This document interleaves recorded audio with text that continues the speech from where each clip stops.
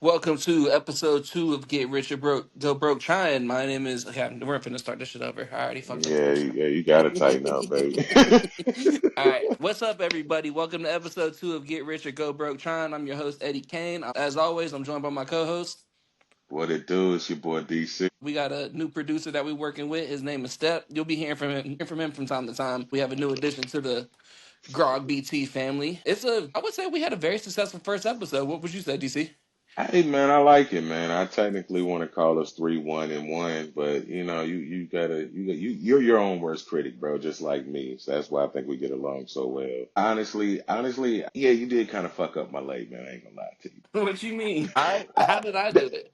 that matters, man. Hold on know now. something, and that wasn't your fault. That We're wasn't gonna your get fault. yeah, we're gonna get into that later in the recap. But very successful day. We had a three two and one episode.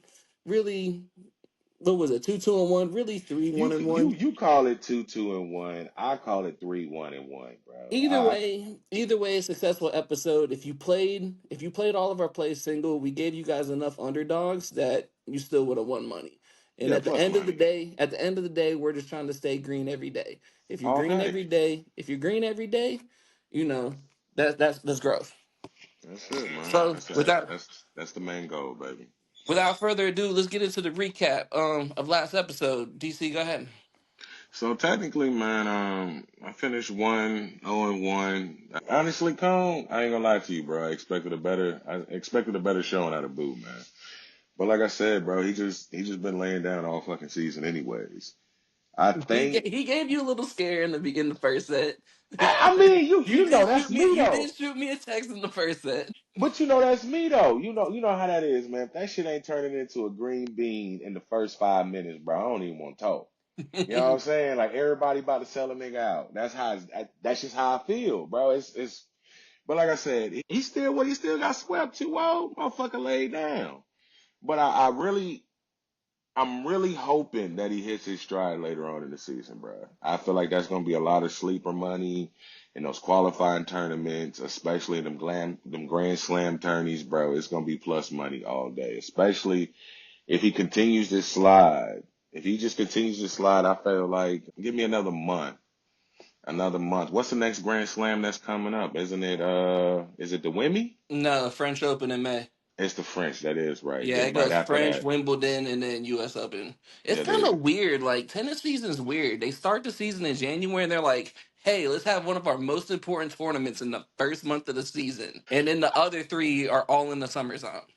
it's gotta be because It's on the it's the opposite side of the world. and you know what I'm saying? It's gotta be hot there. Like I said, I'm not the smartest man in the world, but it's gotta be warm there, Yeah, man. it's the That's the only summer thing I down can under, see. baby. You see what I'm I will saying? say, So I've been trying to find one of them water bottles. what water bottle? So they came out with they have Australian open water bottles. I'll have to show you a pic at some point, bro. These things are cold. They're two-tone water bottles. Two And it just tone. says AO on the side. I think I seen that one. Yeah, I seen that. the players were drinking out of them during the Yeah, tournament. The ones they were using were white and blue, but they got like red and orange, like blue and green. that shit is They kind of sold lit. out. They sold out on the Australian Open website, but their resale on eBay is crazy right now. So I'm gonna wait till those prices drop a little bit. You know the thing that really got me about the Ozzy man was like how like the little ball boys and ball girls was all decked out in polo. Hmm. Like that shit was kind of lit to me, man. Yeah, all Like wearing the same shoes and stuff. you know what I'm saying? That shit was kind of dope, bro. That All shit was right, kind of so dope. the good news is one of us is undefeated to start the show. Nah, not necessarily, bro. I Okay, a got to push is not a loss. So No, I have a confession. I Mhm. actually got a confession. Like I said, I'm my own worst critic, just as you, bro. Like honestly, Hay was about to take that motherfucker to school, bro. It was 3-1 when Mena finally like just medically retired. So I don't know if he like medically retired because it was really something fucked up with him because I can't find an updated injury report anywhere. Like nowhere, bro. I can't find it nowhere. I've been Googling and Googling and Googling. Maybe a week from now I'll see something, but he was about to get in his ass like a motherfucking Dollar Tree laxative, bro. Like, oh God, he was about to dog him out, and I saw it coming. So I'm glad we ended up with the push. I'm glad we ended up with the push just to save my record, but yeah, I think I might have misjudged Hate on it. But outside of that, man, yeah, I'll take that 1-0-1 all day. I'll take it. Fuck it. We didn't gain nothing. We didn't lose nothing. As long as we stayed green, that's all that matters. Yeah, a little bit rougher for your boy. Yeah. But like I said, both of my hits were plus money. So even with that, I stayed out. We had Nishioka over Nakashima money line. At the time, it cashed at plus 175. He won 6-4, 7-6. Pretty much Hmm. what I expected. I love that one. Nakashima's a good player, but the deeper he gets in tournaments, the more inconsistent he becomes. Like he's a great first round, second round better. Do you think it's the quality of the opponents, or do you think it's fatigue? To be honest, I think it's the quality of opponents, bro. I think he just hits a certain level. At the same time, he's 23. So I Hmm. try to keep that in mind. But you have to realize, a lot of the best players, center's 21. I mean, center's like Yeah. what 20. Alcaraz is 21. Hmm. Shelton. Um, yeah, Shelton. What Yeah. 21, 22. Yeah, man. Um, he's a great server, but outside of that, his game isn't consistent enough. Especially for someone like Nishioka who plays that old man style game. Like he has a real like old school tennis style. He even looks Hmm. like an old school tennis player when he wears his cap and all the You know what I'm all the saying? gear and Hey, stuff. baby, you gotta have that drip somewhere, man. You He gotta got say, the old you gotta man have drip. that drip, baby. You gotta have that drip, man. So that one cashed. I also had the Spurs minus 4.5. They did end up winning money line. They won 126 to 125. Them Um, motherfuckers was looking good to start out the game, bro. They had them up by like a dub, Pretty much right? the game pretty much went exactly how I expected, except for the spread. Okay. They won by one instead of four. I can't, or instead of five. It sucks, but I knew what I was walking into with that pick. Now, the last one I had was the two piece. The Um, twofer.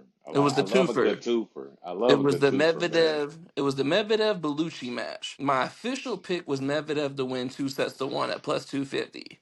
Hmm. Remember, but I told people I was like the safer play is At over over two and a two and a half half. sets at 160. So if you played the over 2.5 sets, you did hit. Clap. Bellucci took the first set, and honestly, it looked like he was about to take the second set.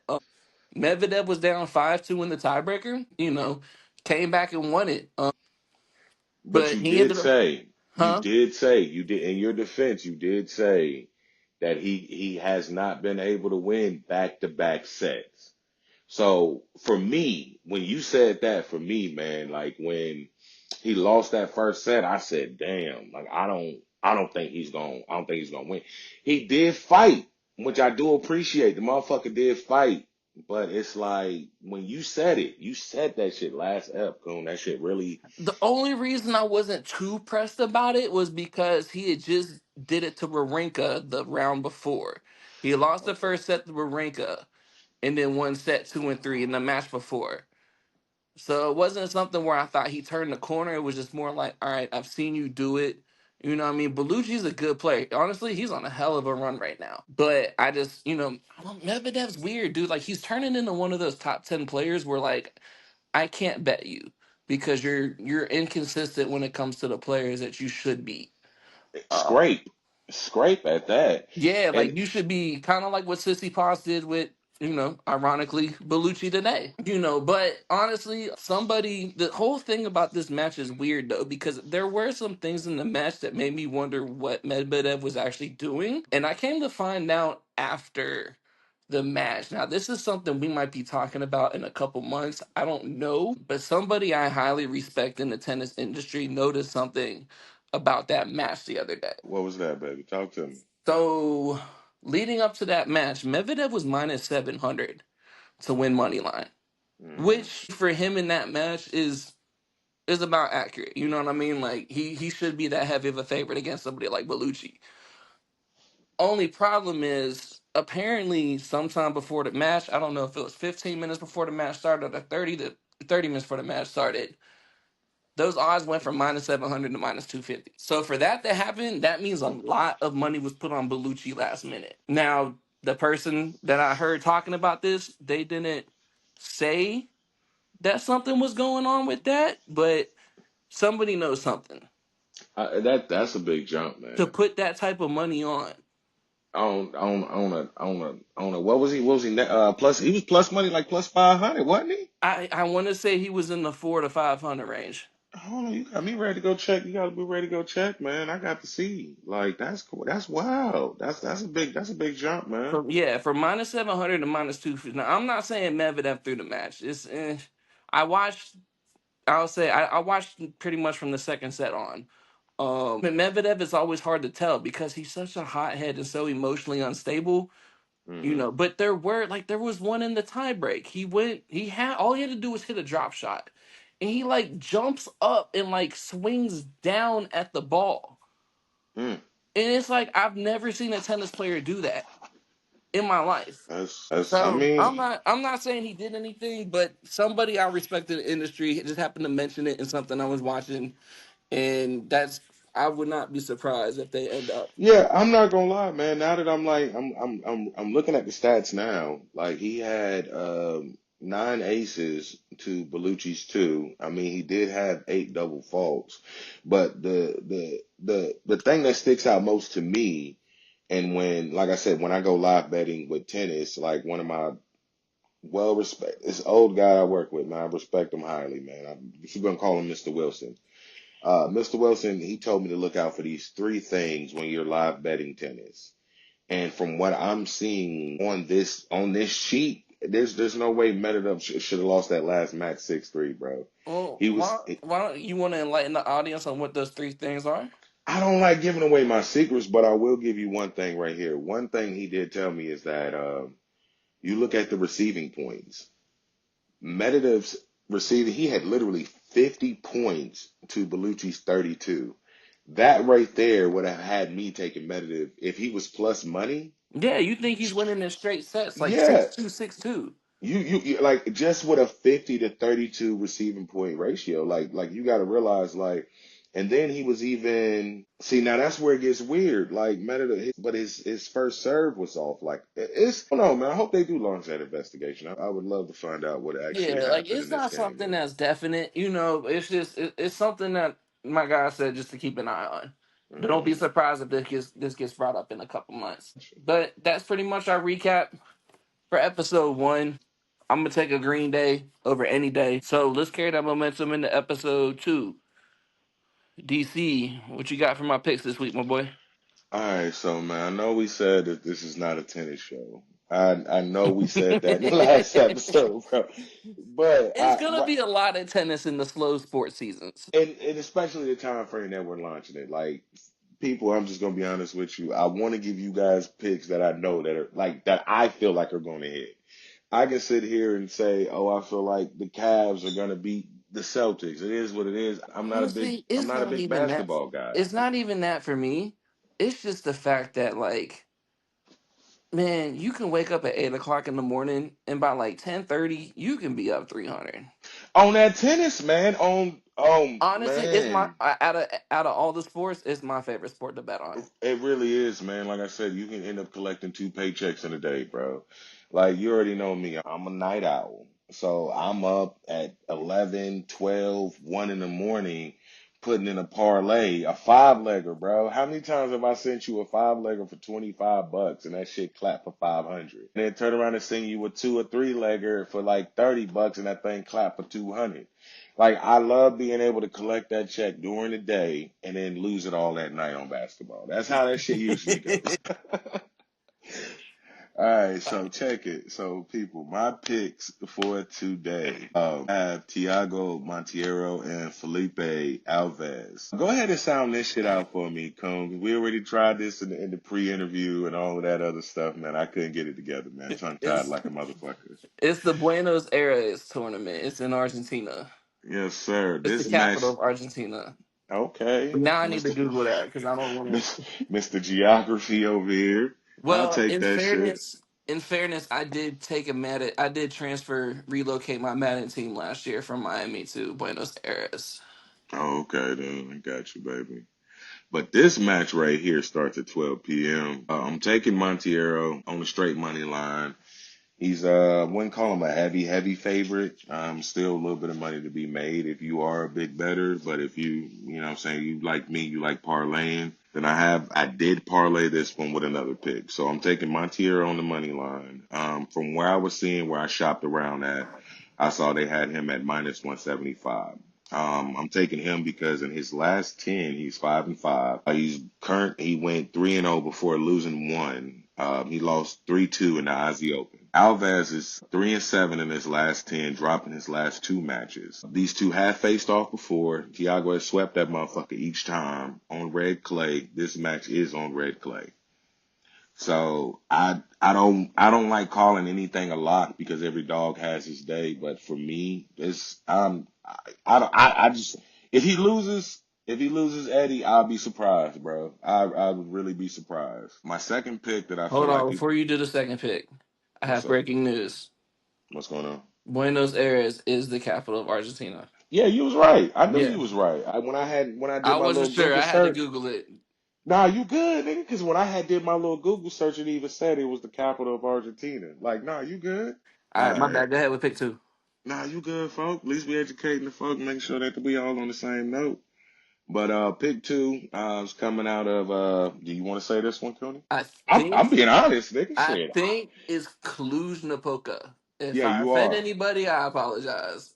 They'd be all right. It's out there in Romania. This match starts at 10 a.m. So if you are catching this one on the early tip, I advise you go ahead and slam this bet in now. My official bet is Bronzetti and Senate. Lord Jesus. Do I need to pull it up again? Let me pull it up so everybody can hear it. Hold on, I don't know if we need to get hit with copyright infringement. I don't think it'll be copyright infringement, would it? Is it or is it? Okay, No, I cool. don't think it is. I think you're good. I'm talking shit. Still trying to work on some royalty music. There you go. There you go. Siniakova. There you go, baby. We on note now. We're just gonna call her Cini for the rest of this episode, though. So yeah, I like Bronzetti and Siniakova. Cini. I like this. My official pick is over 2.5 sets. Cini's 8-2 in her last 10 on a 3-0 run. Bronzetti is on a 3-0 streak against quality opponents. Semifinal match. I feel like both girls, you got to think about it. They're both at the end of the road, so they definitely are going to fight. So I definitely see a 2.5 over. If you feeling frisky, I would definitely say Siniakova 2-1. Very good money right there. I think from what I had seen, the highest I've seen so far was plus 350. But either way, I want to say over 2.5 sets is going to get you a plus 25. Bronzetti swept the last three games. Wow. Yeah, man. She I'll on say she on. Cini swept the last two. But the only thing about Cindy, from what I was seeing, a lot of her wins in the last 10 were doubles. Mm. So I was thinking she might have consumed less energy in a double. But like I said, we'll see. I don't know. I like her face, bro. She's kind of cute to me. So I'm like, man, fuck it. I put some money on a pretty face, bro. But like I said, I definitely will take the over in 2.5 sets. All right, so your official picks, you got Tiago Montero, money line minus 175. Mm, And you said Cini and Bronzetti over 2.5 sets. yes, sir. All right, you got any leans, or that's gonna be it for you today? No, my lean is definitely gonna be The 2-1. yes sir, Siniakova 2. Okay. All right, we'll get those locked in. Keep them ready for next episode. I'm going to step away from the tennis world today. We're gonna take a little dive into college basketball. Mm. So I probably should have got the time. So tomorrow, Michigan and Indiana are playing each other. Michigan is 2.5 point favorites on the road. 7-3 in their last 10. No, bad. 8-2 in their last 10, and they're 4-2 on the road. Indiana, honestly, this is one of the worst runs. This is one of the worst eras that Indiana basketball has had. Their Yeah. coach Mike Woodson, a lot of NBA fans know who he is. Carmela's coach in New York You talking about that bald head nigga with the thick ass with the goatee? goatee, yes sir. God damn, man. So He he's been can Indiana's coach for the last few years, and mm. it has not been going good. Well, they just announced that he is not coming back next year. I wouldn't blame him. And Indiana, yeah, they're at home. They're 11-2 at home. Cool, whatever. They're 0-4 against top 25 teams. Mm. Michigan's making a push to win the Big Ten. I don't think they will, but I think they are a team that's for real. Maybe a Sweet 16. If things fall the right way, maybe deeper. So I'm rolling with Michigan -2.5. That is at 1 p.m. on Saturday, so tomorrow. So that's gonna be my first pick. Pick number two, Missouri versus Texas A&M -2.5. This one, I'm gonna go on a little bit of a reach here for this. I really like this Missouri team. I like the way they play. Excuse me. You like the zoo? Their offense, I love the way their offense flows. Okay. Now, losing to Texas does worry me a bit because Texas is not a basketball school and we're not that good this year. But they're 7-3, their last 10, 15-0 at home, 4-2 versus the top 25. I really like how they flow. A&M is 7-3 in their last 10, 5-2 against the top 25, 3-3 on the road. Mm-hmm. But I've seen probably about 3 or 4 of their games. Their offense is real clunky. Okay, I really feel like when they get away from that 12th man home court advantage bullshit they like to come out with, their offense can get real clunky. The ball stops moving a lot, and that Missouri crowd has really been rocking this year. So I think 2.5 is a steal for them at home, and we're gonna rock with a two-piece college basketball pick this week. Okay, then I like Michigan that, man. -2.5, Missouri -2.5.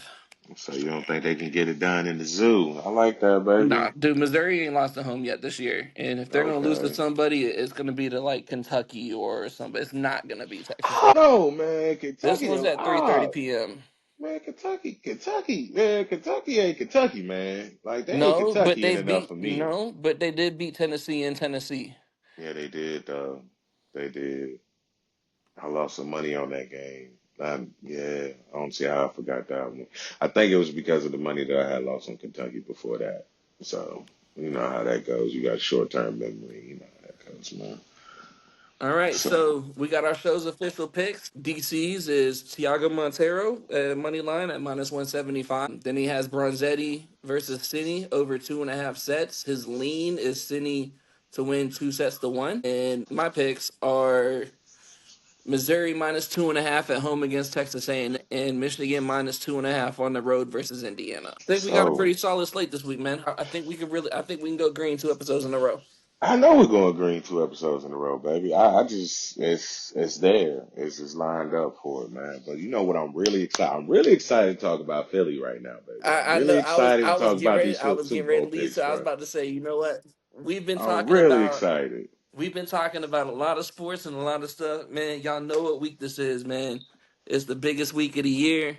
I I'm hate that dog. this game is still played on Sundays and not Saturdays. They Oh need to move man. this game to Saturday. Nah, Uh, nah, keep it on Sundays. Everybody can relish in after church, come home. Everybody done cooked up, fried up their chicken wings, ordered their motherfucking pizza, they done kicked their feet up, and they about to lose some money. Especially if you betting on the motherfucking Chiefs. I already done told you, bro. You know, I gotta pull that dehydrator back out, man. I really gotta redo them ribs. It nah, it but go is. ahead and talk about your boys, man. I yeah, back to it. Back to the seriousness, man. It's fly Eagles fly, baby. It's fly Eagles fly. You already know. We getting our motherfucking lick back. We getting our motherfucking lick back, coming back around, man. It started the whole fucking two-peat shit started with us. That I be damned if they gonna fucking three-peat, bro. It's not happening. Demetrius, Holmes, whatever the fuck you want to call this, Patty, whatever you want to call them, it don't make it. The Swifties, Jordan. all fuck them. Fuck them. It ain't happening. So this is what I got going on right now. So, and the reason why I'm feeling like that, nah, fuck all that shit, Coney. You done pissed me off now, man. Reason why I'm feeling like that, we just gonna keep it completely honest right now. Philly has a better secondary than what they had last year. I mean, last time. Honestly, I really want to say our D line is better. I want to say our D line is better. And the only thing that's preventing me from saying that is because my favorite player in Philadelphia history of all time, Fletcher Cox is not out there for one last ride. That's the only thing that we're fucking missing to complete this team is Cox and Kelsey. One last ride, bro. We got BG coming back off of IR, like literally a true leader, a true Philadelphia leader. I don't think we've had a mouthpiece and a true leader like BG since D Hawk. I'm just since B Dog. I'm just gonna be honest with you, man. So I'm really confident that Philly pulls this out. And this is how confident I am, okay? All right, so I'm running with Philly -3.5 over 48.5. Call it a motherfucking emotional pick. Call it what you want. I don't care. We getting a lick back and it's starting right here. Saquon, especially if Saquon busted out for two. As long as we can control that time of possession, I feel like the points will flow, especially later on in the game as KC is trying to catch up. I As definitely feel like KC, the 48.5 is way too low. Like it makes me wonder what they know. see now that's the thing about that. See now the 48 and a half, I'm just gonna be honest. I feel like the 48 and a half is actually kind of high. If Saquon rushes for over 200 yards, that time of possession is gonna dwindle. So You it's think he's going over 200? honestly, I see him with a buck 75. I don't see him with a touchdown. I feel like that's the parlay killer. You think Jalen? I don't even think Jalen. I think that's the parlay killer too. I think the parlay killers are going to be TK for anytime tutty, Saquon for anytime tutty, and Jalen Hurts. I don't know. Jalen might get one if we get it in there on the one. If we get it in there on the one, then it's pretty much a lock for Jalen to get his. But I think the parlay busters, because every time I go and I look at and I try to piece together different parlays, and anytime I choose Philadelphia, of course I'm choosing Philadelphia on the money line, Philadelphia minus points, whatever it may be, I keep getting, oh, your parlay is missing a Saquon touchdown. And you know what I'm saying? I'm like, no, he may get it in there, but I feel like every game has that parlay buster, and I feel like that's going to be that parlay buster because Mhm. everybody's expecting Saquon to score him one. I hope like hell he get 10 of them, but I just feel like that's my parlay buster. Now my player prop, the only player props that I actually seen that I truly like because of the fact of the way KC spreads that ball around as of right now, you could say Worthy is their number one receiver, but then D Hop's gonna get his with them fucking what he got like 30-inch long fucking fingertips. Like, you Something know what I'm crazy saying? like that. Yo, that nigga shit look like Slender Man's, bro. So he gotta get him one. He gotta get something. Then you got TK gotta get it's just too many mouths to feed over in KC to actually try to single in. The only thing that I actually seen for KC that I actually like, and the only person that's even offering it, I'm saying fuck the bookies up. You know what I'm saying? The only person that's offering it is DraftKings. I like Noah Gray for 2 catches and 15 yards. Both of those are plus money. Plus He's been a, money. he's been a solid Uh, anytime touchdown for player this year. you know, and like I said, it's not even. I just like him for a couple of first Yeah, just a downs. couple possession catches. You know what I'm saying? To get a first down to move the rock, and that's right there, 2 and 15. That's all you need. And I'm actually biased on that pick because I actually went live last year for the Super Bowl, man, and I took Noah Gray for I can't exactly remember, but the dude ended up cleaning up $200 for me, bro. So, like I said, I like him for that right there, just plus money. I want to say I think the 2 catches was plus 115, and the 15 yards was like plus 112 or something like that, man. Can't beat that shit, yo. You really can't. I really think it's going to be a tight end heavy game. Of course, I'm biased on Dallas. I'm actually alting down just because, like I said, it's Philly. Philly and Saquon can get that run game going, bro. It's going to be a dub. It's not going to be much passing. But I do like Dallas for 5 catches, and I like him for a 50 burger. I do. I just like that. I feel like it's going to be a tight end heavy game. I feel like the corners are going to do a good job of trying to clamp up AJ, but AJ is going to come up with one big catch for about 30 or 40 yards. Like, I feel like it's going to be a typical game. The only thing that my biggest concern is that 48 and a half, bro. If Philly can get that run game going, that 48 and a half is going to be a hard feat to catch. And the reason why I say that is because last season, last Super Bowl, I actually cleared the under on the last Super Bowl. And the only reason why I cleared that under was because of a missed field goal. I mean, a mixed extra point. And Purdy fucking up at the 4 yard line last year. Was that Purdy or was that CMC that fumbled? Honestly, it might have been both on the same drive. I I think can't I think the remember. Purdy pass was the play before the McCaffrey fumble. Yeah, I can't remember which one it was, but yeah, like I mean, yeah, that definitely did a play. But then it's like I said, what actually played the factor in the final score? Because I mean, we can shoulda, coulda, woulda at the 1 yard line. We don't No, know the defense absolutely, could have held. You know what I'm saying? absolutely. But that missed field goal is what really fucked it up. So like I'll probably end up watching the 48 and a half. But like I said, I definitely like Philly minus 3.5. 3.5, and like I said, I gotta beat the bookie somehow, man. I'm playing them in their game. I'm taking 48.5 in the over, bro. Fuck it. About to tell you why you're wrong. Break it down for me, buddy. When y'all played them the first year, Mm. their starting receivers: McCole Harbin, Sky Moore, Kadarius Toney, Fucking Tony? and a rookie Rasheed Rice. You now swap those players with Xavier Worthy, Hollywood Brown, and DeAndre Hopkins. This is the biggest game of DeAndre Hopkins' career. I'm not saying Mm. he's finna go off for 150, like 8 catches, 150, and 2 touchdowns, but you ain't finna sit here and tell me that he ain't finna try his best to fucking, you know what I mean? Like, he's played his whole life for this moment. And this is realistically his only chance to get it. Reason number two: Patrick Demetrius Mahomes. Fuck, man, call that man Patty. We not putting no Demetrius on shit. That man don't even look like a Demetrius.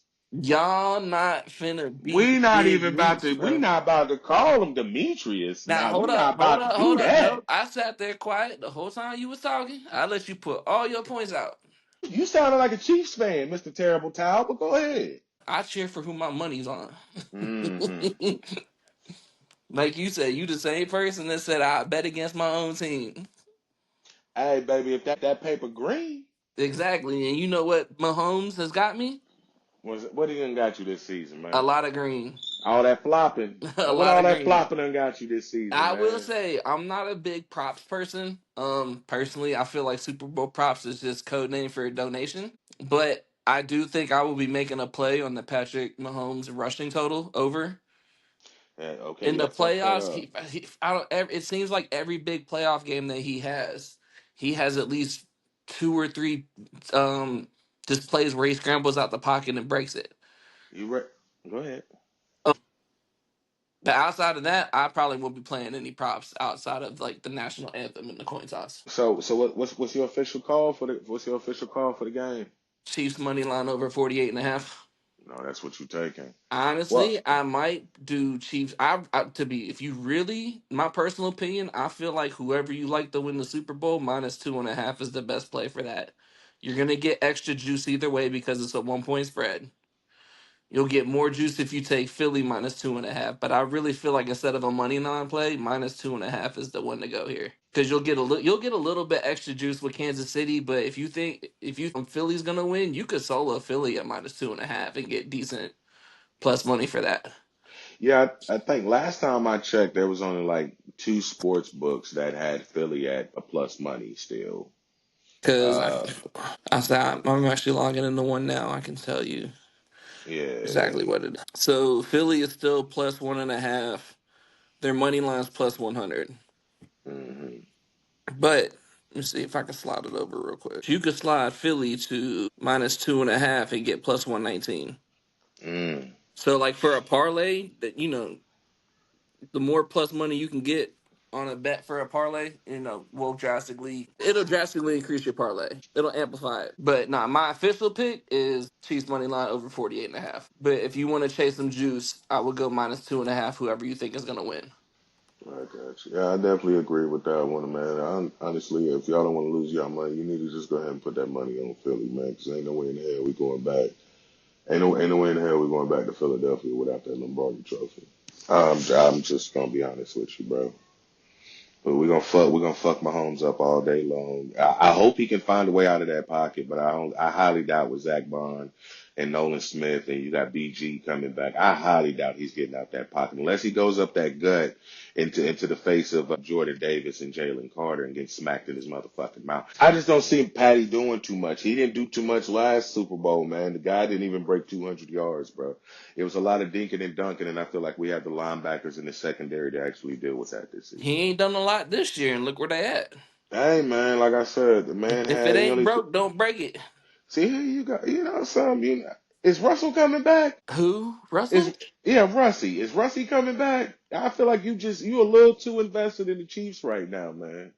I feel like you don't bleed yellow and black no more, man. I feel like you My bleed team's not that playing. What's there to talk about? I'm just saying, man, you just put a lot of style. Call me emotional. Fuck it, bro. I feel like you're trying to cheer against my team, man. What you got going on over there, bro? Hey, it's nothing personal against your team. It's just until somebody beats this man in the playoffs, I'm not putting my money against him. And we about to drag his little light skinned ass up and down the road. That's what we about to do, man. So, All right, we got anything else we want to talk about? ladder challenge, people, definitely. Thank you for reminding me, bro. The ladder challenge, we will be starting our ladder challenge. We probably won't do it on the podcast because we're going to try to keep the podcast clear for all of our picks, our podcast picks. So we'll probably do the ladder challenge on the opposite days that we release the podcast, so we can try to give you guys something to play every day. We're talking Uh, about creating a Discord or something, so that way, even if you miss the show, you can still see picks and stuff. Obviously, we want you to watch the show, check out the show, but we get that everybody's schedule's busy. And the more ways we can give you access, it's just our way of showing that we're serious about this. Yeah, definitely. Not sure. We're definitely you're free to start wherever you want to start on the ladder challenge, but I'm aiming for about 10K. I want us to hit 10K. That's 18 perfect picks in a row. I feel like if we put our mind to it, we can get it done. Two picks each plus money. I'm just gonna keep flipping it until we get to 10K. But definitely be on the lookout. Check our IG, our Facebook, We don't have Facebook yet. Right now, it's just IG, YouTube, IG, YouTube, and IG and Spotify. YouTube, and Spotify. Yeah, I created the Apple Podcast. I created the show, but I have to upload the episodes to them. Okay, Um, I got you. and I'll work on the other social medias But this yeah, weekend. but definitely, we got Twitter, right? I'm working on that. Yeah, so definitely the latter challenge should be posted on our IG and Twitter page once we get our Twitter page up and going. So be on the lookout for that after the Super Bowl, after the podcast episode, after the Super Bowl is what I meant to say. But outside of that, that's all I really got. You got anything for the people at home, Cone? I mean, NBA trade deadline. I Mm, like what Cleveland did with DeAndre Hunter. I think that was a good uh, move. that was a steal, man. Honestly, I think they made that move looking ahead to Boston in the playoffs You think so? because they don't really have a wing defender for Tatum and Brown, even though they've matched up well in that. I think they're 2-1 against Boston this year, maybe 1-2. Hmm. Um, they've all been pretty much close games. They don't. They needed more wing depth, and I really feel like. And if you look at DeAndre Hunter's last couple of seasons against Boston, he's done pretty good against them. Like some of his Hmm. best scoring games have been against Boston. So Okay. I really like that move, especially for Karis LeVert and a couple of whatever pieces. We get to all right. Let me start this off. Anthony Davis and Max Christie. If this podcast ever happens to fall upon your ears, welcome to the team. Understand my beef is not with y'all. Mm, Mavericks first home game without Luka is tomorrow. I don't know how I feel about this yet. mm. Honestly, I want to talk about this, but I really feel like I'm gonna wait. No, no, man. No, no, no, no. We talked about this. We talked about this. Eddie Kang, we talked about this, brother. We said we got to create the little moment. We fuck it. This is our soapbox moment of the show. No, You absolutely get no. I'll talk you about how I you feel get about. it get it I'll off talk your about how I chest. feel about the We trade. Like get it off personally, get it like off your chest. I'm like, obviously, I don't want that man traded. You know what I mean? He was 25 years old and just led us to the NBA Finals 9 months ago. How many Mm, people do you know at 25 carried a team to the NBA Finals? I mean, I really feel like, honestly, out of everybody's takes, I really feel like my man Ryan Russillo had the best take when talking about his condition and all that shit. And Russillo's just like, he could literally be smoking a fucking cigarette coming up the fucking court in the middle of a game, and I'm still gonna ask you, when can you sign this super max?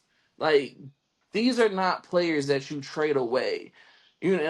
I'm not taking away from Anthony Davis. He's a great player, but Anthony Davis in street a clothes. in a pick for 4 years in one first round pick, that's nowhere near enough. This whole Dallas going to Vegas thing, y'all can kill that. That's not happening. You don't think Um, so? no, if anything, the NBA would rather just add two teams to the league I for mean, Vegas and Seattle. Seattle. Yeah, Seattle and Vegas Vegas. and Seattle are the two cities they want to add to the league. So Yeah. it makes no sense. And I've been having people DM me, reaching out to me about this. It's not Texas will legalize gambling before they allow the Mavericks to move to another state. Dallas is the fourth biggest market in the NBA. They are not taking a team out of the fourth biggest market in the league to move to another city. The owners would have to approve that. They would never approve it. Excuse me. But it's just, the more I sit back and look at this, it's just we're under new management. Cuban would have never done this. But to be Boy, real that with shit you, would have never happened to the Cubans. Watch, but to be real with you, never. we're not in the Cuban era anymore. You know what I mean? Boy, Like, that shit was so disrespectful. Like that shit. Like when I first saw it, like I said, I don't really follow the NBA. I'm really just getting into it. People at home, I'm really just getting into it because they legalized sports betting in North Carolina. Football's over with. I gotta find somewhere to put my money. I told y'all the first episode, I'm a fucking degenerate. Like it is what it is. I gotta find something. I'm table tennis, snooker, cricket. I don't give a fuck. As long as I can make $1 off of it, I'll put $1 on it. But I said it. I said, Mark Cuban cannot still be the majority owner of the Mavericks. Like, and nah, he sold the I team had to in Google it. 2023. See, and when I Googled that shit, I said I knew it. I said that shit would have never happened if Mark Cuban still owned the team. But keep going, man. My bad about that. Nah, you good. It's just, I know Nico Harrison, was part of Kobe's inner circle. I don't know if this is something to where like he was trying to hold Luka to Kobe's standards and how Kobe approached, like that Mamba mentality and all that. I don't know if he just has a personal vendetta against Luca. I don't know. But the reasoning he said doesn't make sense to me. You sit there and say that, you feel like defense and all this shit, is what wins championships. But we had a top defense last year. You know what we did last year? We went to the fucking finals. When So, Kyrie disappeared in the playoffs, you know who carried us? Okay. Luka Doncic led the playoffs last year in points, rebounds, assists, steals at one point. I don't think he finished the playoffs leading in steals. And then I think it was free throws. mm, You led the entire playoffs in six. That's fucking LeBron 2015 shit mm. against the Warriors the first year with no Kyrie.